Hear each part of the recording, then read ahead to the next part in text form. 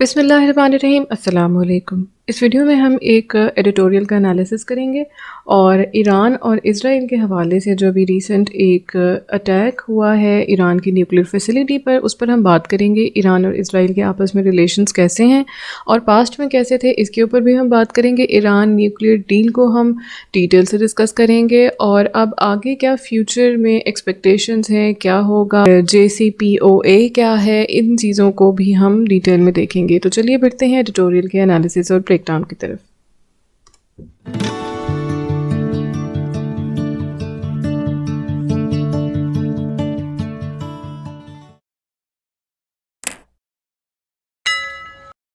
इससे पहले कि हम इस एडिटोरियल की तरफ बढ़ें, हम थोड़ी सी हिस्ट्री देखेंगे ईरान और इज़राइल के आपस में रिलेशंस, और थोड़ा हम बैकग्राउंड देखेंगे कि इस न्यूक्लियर फैसिलिटी पर हमले से पहले और क्या क्या इंपॉर्टेंट इवेंट्स हुए। तो मिडिल ईस्ट में दो कंट्रीज़ ईरान और इज़राइल आपस में राइवल्स हैं। अगर जो हमने इससे पहले एडिटोरियल्स के एनालिसिस किए थे जिसमें इज़राइल के जो अरब कंट्रीज़ के साथ बढ़ते हुए रिलेशंस हैं उनके ऊपर हमने बात की थी, तो वहाँ पे भी हमने ये देखा था कि सऊदी अरब और जो UAE हैं ये भी इज़राइल के हामी हैं और ये कंट्रीज़ ईरान के एंटी हैं। तो इज़राइल और ईरान एक दूसरे के राइवल्स हैं और इनकी दुश्मनी काफ़ी अर्से से चली आ रही है, लेकिन अब ऐसा लगता है कि जैसे ये जो सब कुछ इस इवेंट के बाद कि ये एक काफ़ी ख़तरनाक मोड़ ले सकती है। इनकी जो वॉर है उसको हम कहेंगे कि ये शैडो वॉर है या फिर प्रॉक्सी वॉर भी कहा जा सकता है। ये इस वजह से है कि ये सामने नहीं है, ये छुप के एक दूसरे के ऊपर जो भी अटैक्स होते हैं वो करते हैं। तो ईरान ने इसराइल पर अभी रिसेंटली एक सीक्रेट धमाके का इल्ज़ाम लगाया है जिसकी वजह से जो ईरान की एक न्यूक्लियर फैसिलिटी है नाटन्स में, और वो ईरान की सबसे बड़ी न्यूक्लियर फैसिलिटी है, वहाँ पे यूरेनियम की अफजूदगी जो है उसका वो एक आप कह सकते हैं कि ईरान का सेंटर है वो when it comes to nuclear development या न्यूक्लियर टेक्नोलॉजी के हवाले से। और तो वहाँ पे ये हुआ जब उन्होंने अटैक किया, ये एक तरह का साइबर अटैक था जिसके बाद वहाँ पे बिजली का निज़ाम ख़राब हो गया। और उसके बाद हम ये कह सकते हैं कि जब इतना बड़ा कोई प्लांट, चाहे वो किसी भी तरह का हो, चाहे वो फर्टिलाइज़र प्रोड्यूस करने का हो या फिर वो ऑयल प्रोड्यूस करने का या पेट्रोल बनाने का,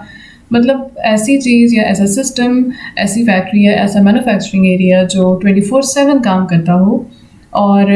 जब वो शट डाउन होता है या वहाँ पर इस तरह की कोई इंटरप्शन आती है इलेक्ट्रिसिटी की, वैसे तो ये इंश्योर किया जाता है कि वहाँ पे कभी भी इलेक्ट्रिसिटी की इंटरप्शन ना आए। इसीलिए अगर आप देखें तो जितने भी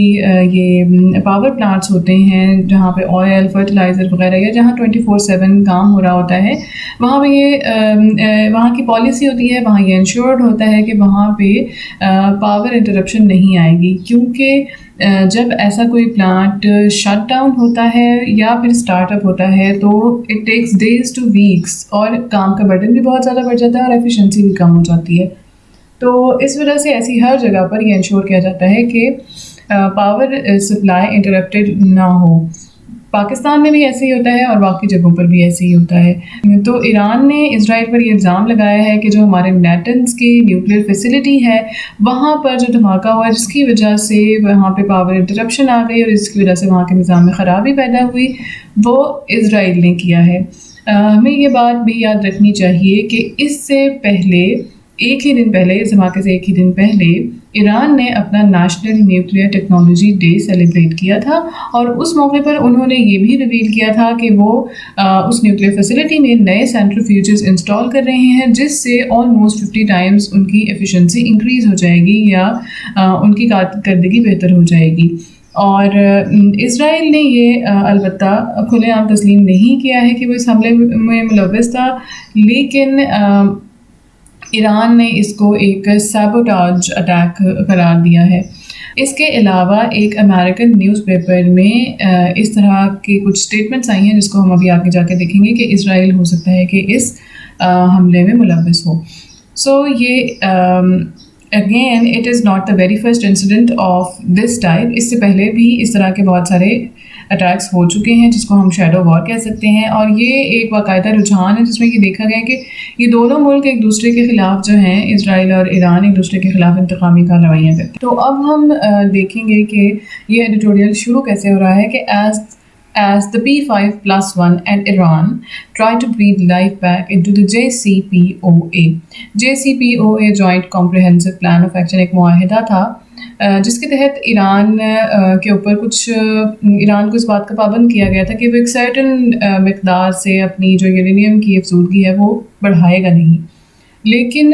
कुछ अर्सा पहले सदर ट्रंप के दौर में जब यूएस ने विदड्रॉ कर लिया उस मुआहिदे से, और उसके बाद से वो उतना ज़्यादा इफेक्टिव नहीं रहा, और उसके बाद फिर ईरान ने जो यूरेनियम की अफजूदगी थी उसकी मिकदार में कुछ इजाफा भी कर दिया था. तो P5+1 क्या है ये हम अभी देखते हैं, और फिर हम ये भी देखेंगे कि जो नाटन्स है वो उसके बारे में थोड़ी सी हम डिटेल्स में देखेंगे. और फिर it appears that Israel is resorting to subterfuge and sabotage to try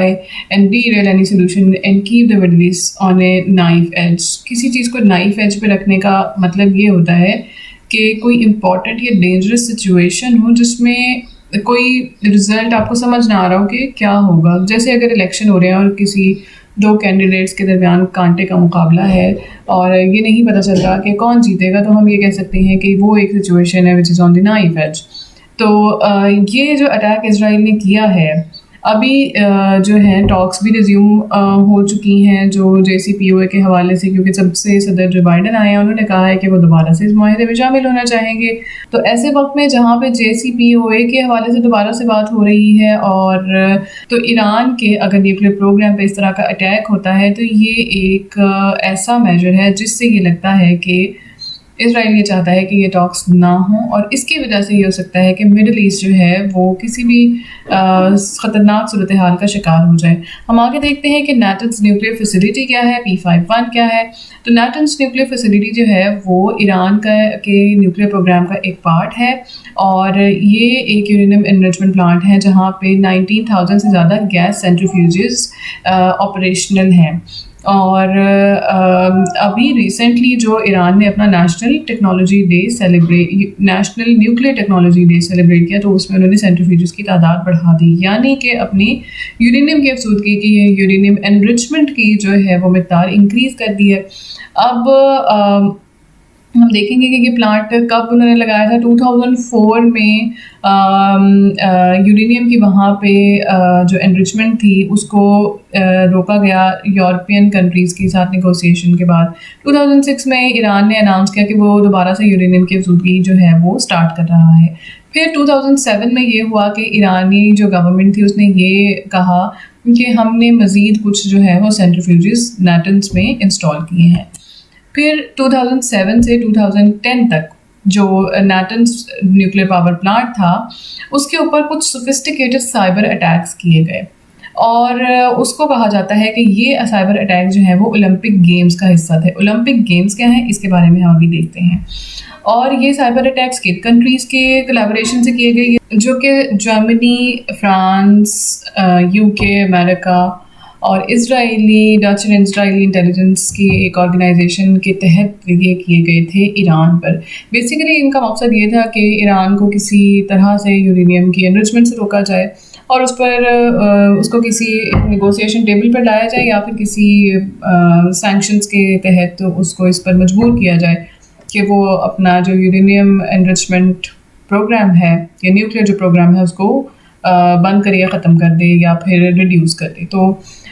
ये जो अटैक है इसने इस्तेमाल किया था Stuxnet warm. The attack used Stuxnet warm which hampered the operation of plant centrifuges. तो ये जो साइबर अटैक था इसका मकसद ये नहीं था कि जो ईरान का जो न्यूक्लियर प्रोग्राम है उसको कम्प्लीटली डिस्ट्रॉय कर दिया जाए, बल्कि ये था कि उसको कुछ देर के लिए रोक दिया जाए या फिर उसकी जो कारकर्दगी है उसको कम कर दिया जाए,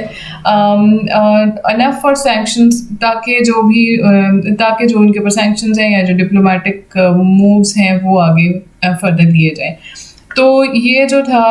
جو گول تھا وہ ان کنٹریز کا انہوں نے کیسے اچیو کیا in the form of joint comprehensive plan of action in 2015. Stuxnet جو ہے وہ ایک طرح کا وائرس آپ سمجھ لیں کہ ہے، اور یہ فرسٹ ٹائم 2010 میں ڈسکور ہوا تھا، تب ہی جب یہ ایران کی نیوکلیئر فیسلٹی پر اٹیکس ہوئے تھے. اور یہ کہا جاتا ہے کہ یہ 2010 سے پہلے مطلب 2005 سے اس کی اوپر کام کرنا شروع کر دیا گیا تھا. تو یہ بیسیکلی جو ہے اٹیک کرتا ہے وہ supervisory control and data acquisition کو، یعنی کہ عام الفاظ میں ہم یہ کہہ سکتے ہیں کہ جو ایک نیٹ ورک آف کمپیوٹرز ہوتا ہے اور اس میں جو گرافیکل یوزر انٹرفیس ہے اور اس سے جو کمیونیکیشن ہے وہ اس سارے سسٹم کو یہ وائرس اٹیک کرتا ہے، اور اس کے ذریعے ایران کے جو نیوکلیئر پروگرام ہے اس کو اٹیک کیا جاتا رہا ہے. لیکن آج تک کسی بھی کنٹری نے اس کی رسپانسبلٹی نہیں قبول کی ہے. اس کو ہم کہہ سکتے ہیں کہ یہ ایک طرح کا وارفیئر ہے یا یہ سائبر ویپن ہے جو کہ اسرائیل اور یونائٹڈ اسٹیٹس نے مل کر ڈیولپ کیا تھا، اور اس ایفرٹ کو کہا جاتا ہے اولمپک گیمز. اب ہم آگے دیکھتے ہیں کہ ریسنٹلی کیا ہوا ہے. تو 28 اکتوبر 2020 کو انٹرنیشنل اٹامک انرجی ایجنسی جو ہے اس نے کچھ تصویریں جاری کی جس میں یہ کہا گیا کہ ایران نے جو ہے اپنی جو نیٹنز کی نیوکلیئر فیسلٹی ہے وہاں پہ کچھ نئے پلانٹ لگائے ہیں. اور مارچ 2021 میں ایران نے جو یورینیم انرچمنٹ ہے اس کو ری اسٹارٹ کر دیا نیٹنز میں with third set of advanced nuclear centrifuges in a series of violations of 2015 nuclear accord. U S کے جو JCPOA ایکارڈ ہے اس کے ودرا کرنے کے بعد سے اب مارچ 2021 میں ایران نے دوبارہ سے یورینیم انرچمنٹ کا اپنا پروگرام شروع کر دیا. 10 اپریل کو کیا ہوا کہ ایران نے جو اپنے نئے سینٹریفیوجز لگائے تھے ان کے اندر انہوں نے یورینیم ہیگزا فلورائڈ گیس کو انجیکٹ کرنا شروع کیا. لیکن اگلے ہی دن کیا ہوا کہ ایک ایکسیڈنٹ ہوا اور اس سے الیکٹریسٹی ڈسٹریبیوشن کا نیٹ ورک خراب ہو گیا. 11 اپریل کو ایران نے کہا کہ یہ انسیڈنٹ جو ہے وہ پاور فیلئر کی وجہ سے ہوا تھا and that there were no injuries. اب ہم دیکھتے ہیں کہ P5+1 کیا ہے. تو P5+1 جو ہے یہ اس میں 5 جو ہے جو P5 ہیں وہ تو UN کے سیکیورٹی کاؤنسل کے جو پرماننٹ ممبرس ہیں جس میں China, France, Russia, United kingdom and United States ہیں یہ ہیں،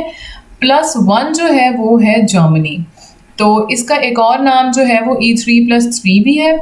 اور یہ جو ہے 6 ورلڈ پاورز کا گروپ ہے جو 2006 میں اکٹھا ہوا تھا ڈپلومیٹک ایفرٹس کے لیے اگینسٹ ایران، تاکہ ایران کو اس کے نیوکلیئر پروگرام کے حوالے سے جو بھی سینکشنز ہیں یا اسے روکا جائے یا اس کو پابند کیا جائے کچھ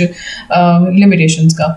تو joint comprehensive plan of action تھا وہ، جس کے تحت یہ ڈیسائیڈ کیا گیا تھا کہ ایران نے اس ٹریٹی کے اوپر سائن کیے تھے اور ان 6 کنٹریز نے P5+1 نے بھی. اور اس کے بعد اس کو ایران نیوکلیئر ڈیل بھی کہا جاتا ہے یا ایران ڈیل بھی کہا جاتا ہے، جس میں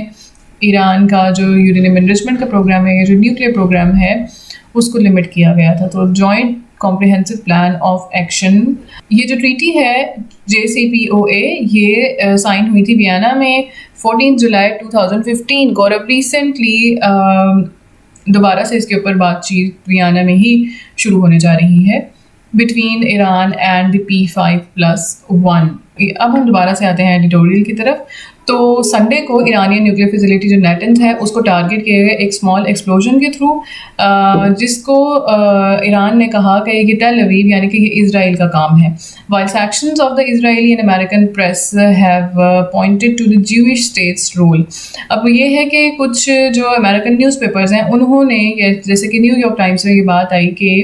اس میں اسرائیلی جو ہے انٹیلیجنس ایجنسی انوالو ہو سکتی ہے. تو Israel has long been trying to neutralise Iran's nuclear capability, کیونکہ ایران کا رائول ہے اسرائیل. اور پاسٹ میں بھی اس طرح کے کافی سارے اٹیکس ہوتے رہے ہیں جس میں اسٹکس نیٹ میل ویئر کے تھرو، جیسے ہم نے پہلے دیکھا کیسے اٹیک کیا گیا ایران کی جو نیوکلیئر فیسلٹی ہے اس کو کئی بار. اور اس کو ہم کہتے ہیں کہ یہ ایران اور اسرائیل کے درمیان جو شیڈو وار ہے. لیکن اب جو ریسنٹلی یہ اٹیک ہوا ہے اس سے کچھ دور نہیں کہ یہ جو ڈھکی چھپی جنگ ہے، یہ جو پراکسی وار ہے یا پھر جو شیڈو وار ہے یا کوورٹ وار ہے، یہ ایک ہاٹ وار میں تبدیل ہو جائے. کیونکہ اس سے پہلے یہ بھی ہو چکا ہے کہ جو میری ٹائم اٹیکس ہیں وہ کافی زیادہ کہ ایران اور اسرائیل نے ایک دوسرے کے اوپر اور ہر بار ایک دوسرے کے اوپر ہی انہوں نے الزام ڈالے. پھر یہ کہ انٹرنیشنل کمیونٹی جو ہے اسپیشلی اسرائیلز ویسٹرن بیکرز جو ایران ویسٹ میں جو اسرائیل کے سپورٹرز ہیں جیسے کہ یو ایس ہے, تو وہ ٹرولی یہ چاہتے ہیں کہ جو یہ جے سی پی او اے کی ڈیل ہے وہ ریوائیو ہو جائے, جیسے کہ ابھی جو بائیڈن جب سے آئے ہیں وہ یہ چاہتے ہیں کہ یہ ڈیل جو ہے یہ ریوائیو ہو, اور جو بھی آگے مڈل ایسٹ میں کوئی اور آگے فریش کانفلیگریشن نہ ہو. سو دے مسٹ کمیونیکیٹ ٹو دیر. تو اب ان کا یہ کام بنتا ہے کہ وہ جو اسرائیل ہے اس کو یہ بتائیں کہ یہ جو طریقہ کار ہے یہ صحیح نہیں ہے اور اس سے مزید برے نتائج کا سامنا کرنا پڑ سکتا ہے. اب آگے یہ کہا گیا ہے کہ اسرائیل کو چاہیے کہ یہ اس طرح کے ڈھکے چھپے حملے نہ کرے, کیونکہ اس سے حالات مزید کشیدہ ہو سکتے ہیں. جو کلوک اینڈ ڈیگر گیم ہے یہ اسی طرح کا کوئی مسٹری یا سیکرٹ ایونٹ ہے جیسا کہ ابھی یہ اٹیک تھا. which Israel has been adept at since its inception is relatively easy. اور یہ کہنا ہے کہ یہ جو مسئلہ ہے اس کو ڈپلومیٹکلی حل ہونا چاہیے, جیسے کہ جو جے سی پی او اے ہے اس کے اوپر نیگوسیشنز دوبارہ سے ریزیوم ہوئی تو ان کے ذریعے اس مسئلے کو حل ہونا چاہیے اور ان کو انڈسٹربڈ رہنا چاہیے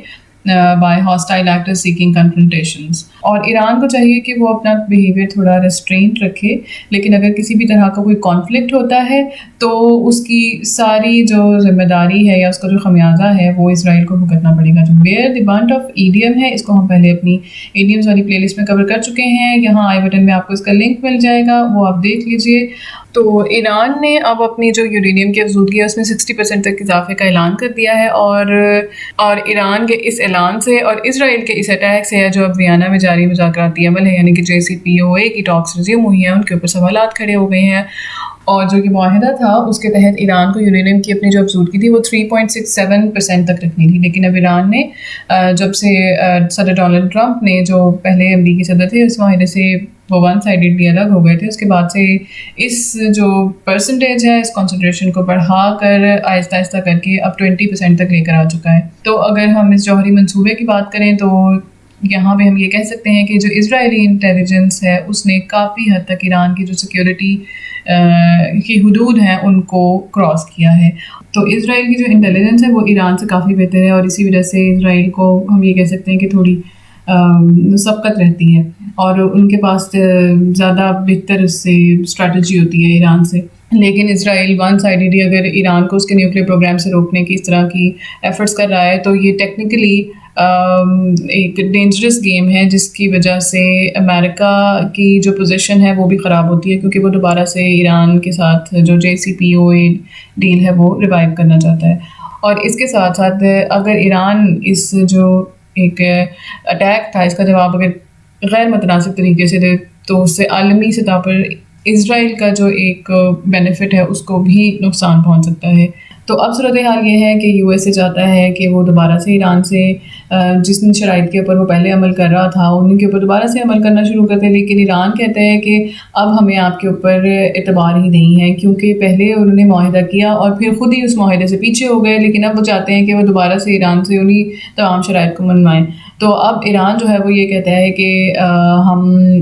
اس وقت تمام ان شرائط کے اوپر عمل کریں گے جب ہمارے اوپر جو سینکشنز لگی ہیں وہ ختم ہوں گی. تو امید یہ ہے کہ ایران کے ساتھ جو یہ مذاکرات دوبارہ سے ریزیوم ہوئے ہیں جے سی پی او اے کے حوالے سے وہ کہیں نہ کہیں فروٹفل ہوں گے, وہ کسی نہ کسی طریقے سے دوبارہ سے یہ جو ڈیل ہے یہ ریوائیو ہو سکتی ہے.